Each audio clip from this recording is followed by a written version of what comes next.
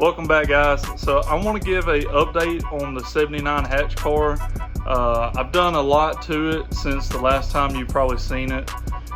There's so much that I want to do and still gonna do, but I just want to give you an update and kind of run through the stuff that I've already done, and then we'll get into working on a couple of things here and there. But let me show you a little bit of what I got done.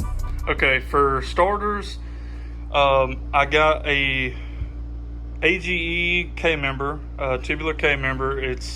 They say LS, but I mean, AGE has motor mounts that fits, small block Ford. So, I mean, I guess if you have a LS AGE K-member, you can have either or. So, that's an AGE K-member. I really wanted to get some lower control arms, but, it wasn't in the budget, and I don't want to wait forever trying to get this thing together. So stock control arms, stock strut. I do have coilovers on the way. They should be here tomorrow or the next day. So it'll have the coilover sleeve kit, so that'll be nice. Stock bottom end 302 hyper-protected pistons. It's a 93 block, factory these heads are not touched with, factory E7 head. Explorer cam, nothing crazy there. Waiting on rockers, but I have some 1.7 rockers on the way. Kind of bump up the lift a little bit, but other than that, it's a completely stock bottom end, or stock long block really. This is a very cheap, I mean, you could probably get this kit for less than $200, right at $200 hot side. Single turbo setup. So that's kind of that. This is a Team U 76mm turbo. I don't really know a ton, I'm still learning the turbo stuff, but I think it's a 9.96 exhaust housing, so maybe it may be a little big. I don't know. We're gonna have to see what this 302 does. I'm not really sure. So I have the intercooler mounted and just kind of run and mocked up. There's a lot I'm gonna have to do, or I want to do. I want to be able to weld the aluminum instead of having so many boots. For the cold side, I would like to be able to weld majority of the pipe, and kind of only have maybe at the max 4 boots. So yeah, I have built this down pipe, I don't know, maybe a couple days ago. I was gonna 90 it right here. I didn't have the pipe to do it, and it was gonna be too tight. So luckily, with the tubular K-member and these frontward facing headers, there was enough room for it to go down, kind of front of the K-member right there, if it'll focus. And then I just love this look. Like, I don't know what it is, like this, and I'm gonna do it in stainless eventually. I don't like the rust, of course, but definitely want to change that eventually. So that's all 3-inch down pipe. So I had to cut the flange off of the wastegate. It was a 4-bolt.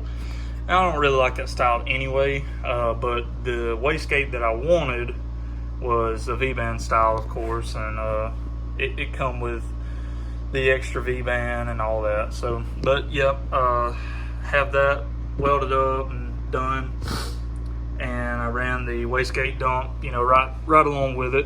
I don't know, something about that. And they're not set in place. They're going to be moved over a little bit, so they're not, 100% in their home. But those are you know, the wheels I'm gonna run. I'm gonna get all new front brakes, so don't really have an issue with that. Engine wise, it'll be all MSD. That's just a plain distributor. It was red and I just painted it black. I don't know, I just like the black with everything that we've got going on. I did wind up getting one of the new 6AL Plus boxes. You know, I wanted to be able to control timing and whatnot under boost. So yeah, these are really cool. I'm still gonna have to learn this, but you know, it's got a map sensor right there and read boost pressure and all. So I don't fully understand that yet. I'm still gonna have to learn that, but got that. It's brand new. I wanted to have all the adjustability that I could for the money. I mean, for an MSD box, I think this one was, I don't know, a hair under 400, but it does a lot of cool stuff, Bluetooth, so that's cool. And that's pretty much it on, well, okay, so I've painted the engine bay. I want to paint the exterior of the car, but I couldn't leave it how it was. It was like somebody had painted over the original paint, so it was showing like, you know, dark blue with black, and I just didn't like that. That just didn't sit well with me. So I got the, you know, the front end front frame rails redone. So then I, you know, primed it up and painted it.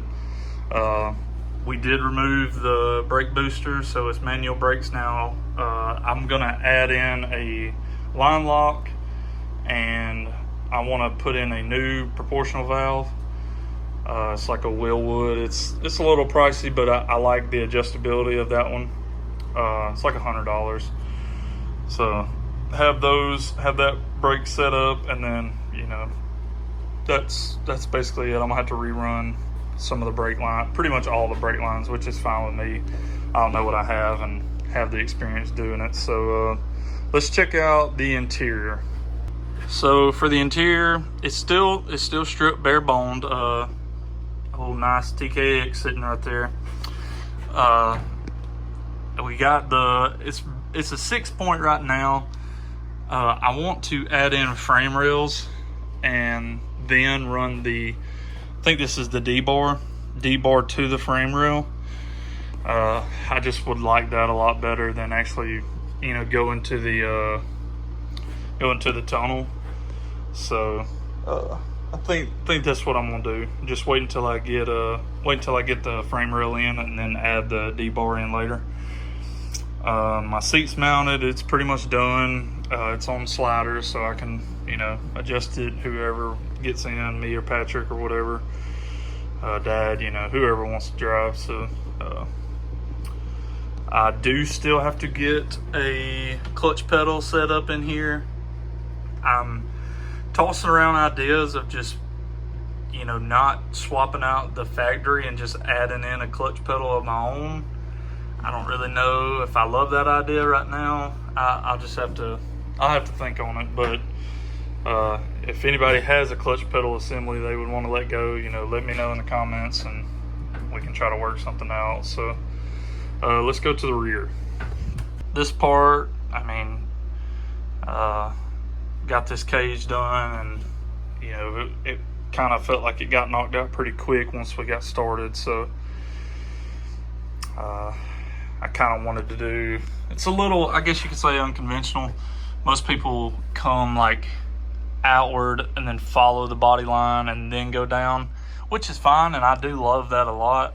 I just wanted something, I don't know, something a little different. I just feel like everybody kind of has that in a hatch car with a cage, so I think this looks good. I don't know, man. Maybe not, maybe so. I don't care. I love it, so I'm gonna ride with it. But cage pretty much done. So my rear end, 8.8, 31 spline, C-clip eliminator, 373s, posi, of course. This is basically the final form, other than you know, putting on tabs for anti-roll bar. I made these brake lines just the other day, just kind of, you know, just got a cheap little kit from Amazon. I was like, well, I want to learn how to do brake lines, so I know how to do them. And, you know, they're not perfect, but I think they look good enough and they're going to work fine. So eventually I'll paint this whenever I get you know, to that point, but not a horrible looking setup. So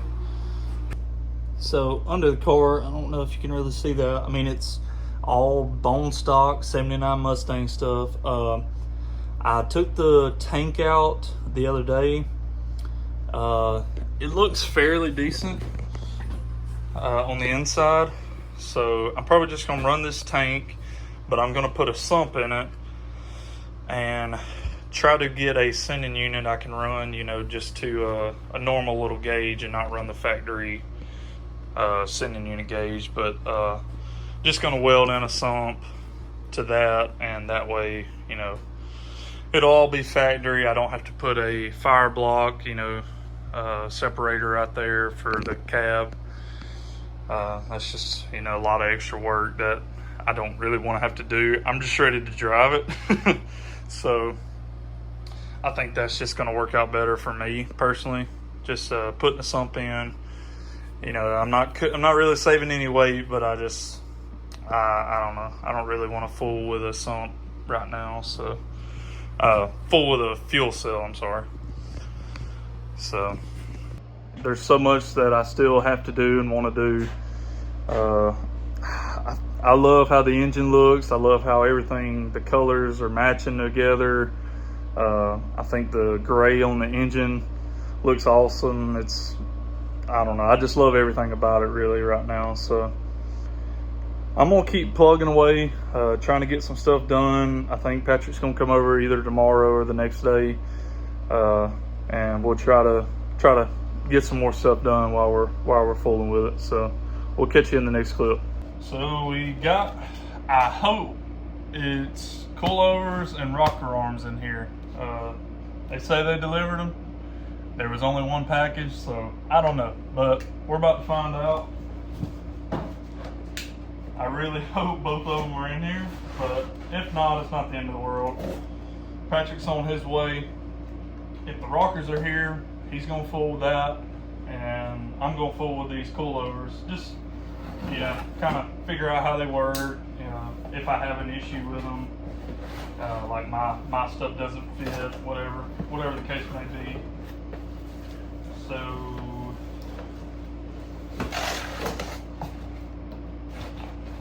definitely don't see any coilovers, so that kind of sucks.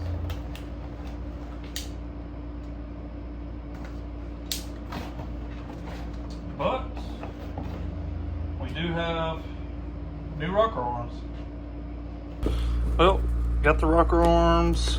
I mean, they're brand new, so they should be in good shape. But I made a dumb mistake. These Speedmaster heads over here, they have rockers on them.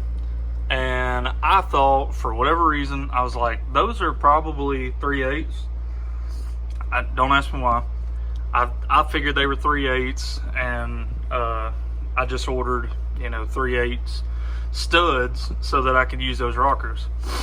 Well, I got the rockers, the studs in, and I was like, you know, was about to take these off, and it just kind of struck me. I looked at them, and they said 7/16, so I'm like, man. So I definitely messed up there. So, but I was like, I want us to be able to use these studs, because I don't want to send them back, and you know, we can use that setup for like another engine, whatever.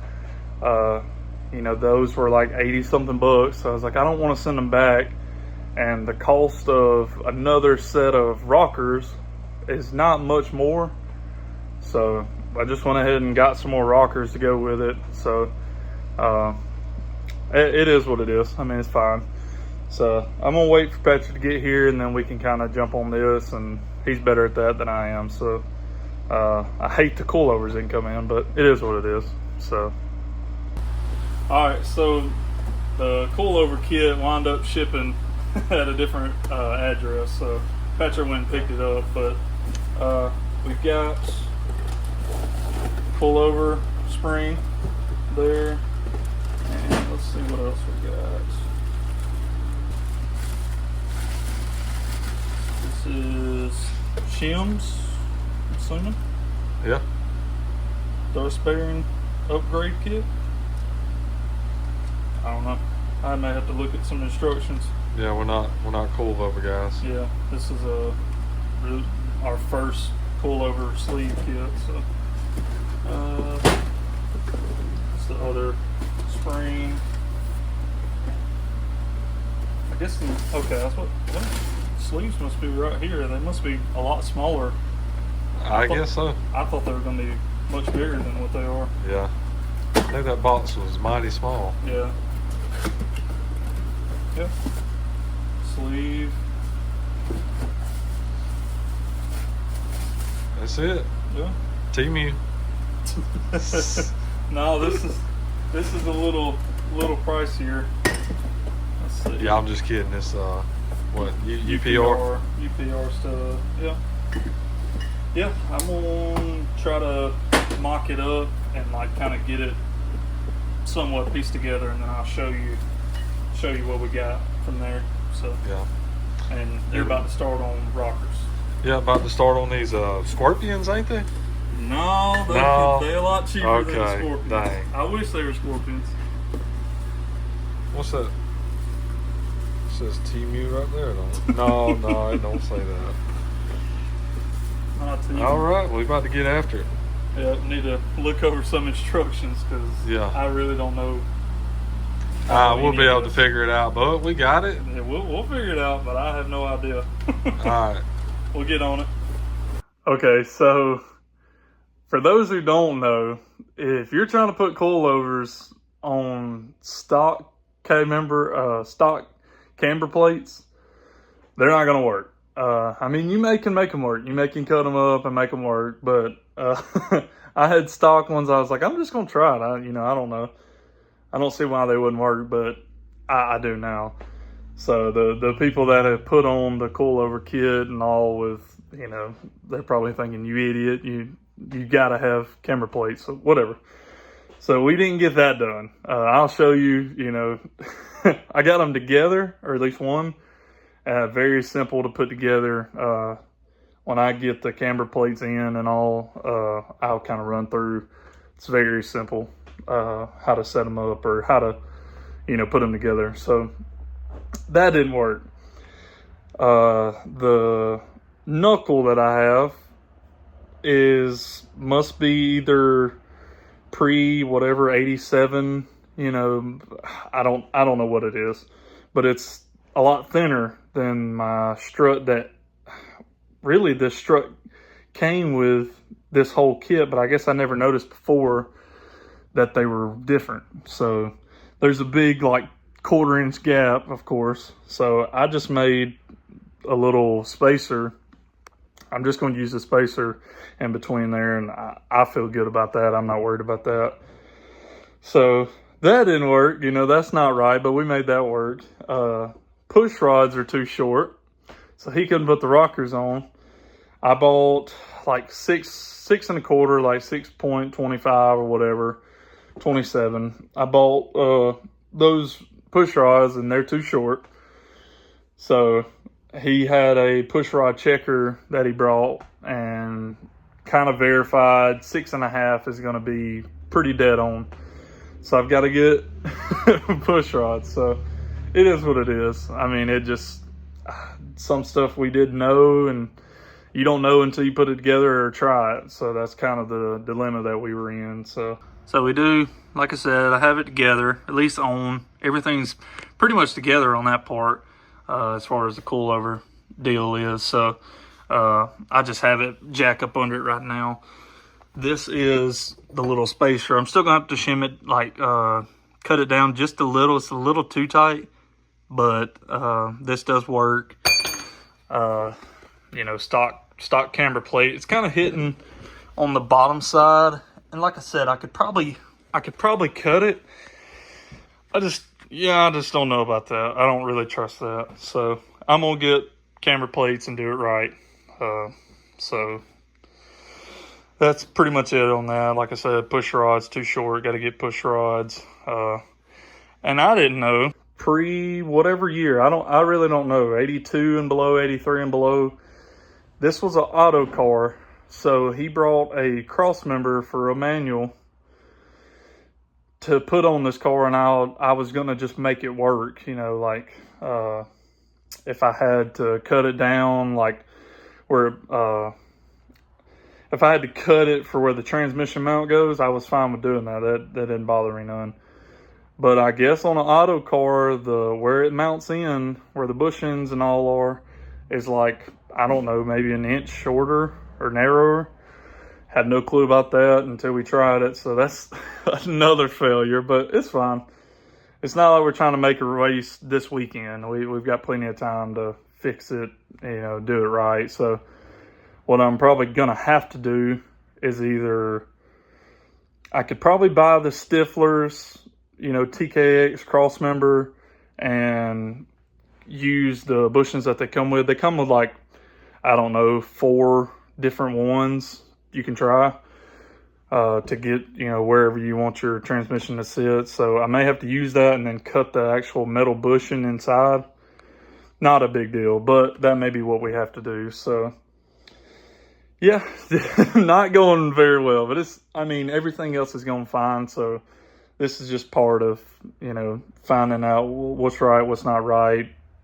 I don't know what these front brakes come off of. I just know it was on this other car that I had. And that's all I know. And they're 5-lug. So I don't really know much more other than that. I'm guessing SN95, but I really don't know. So, but I'm going to end it off here. Thank you for watching. We're going to pick up, when we get back on this car, we're going to pick up pretty much exactly where we are. Hopefully going to be installing camber plates, getting the struts dialed in, and then I may be making a trans mount or trans cross member. We'll see. But thank y'all for watching, and we'll catch you in the next one.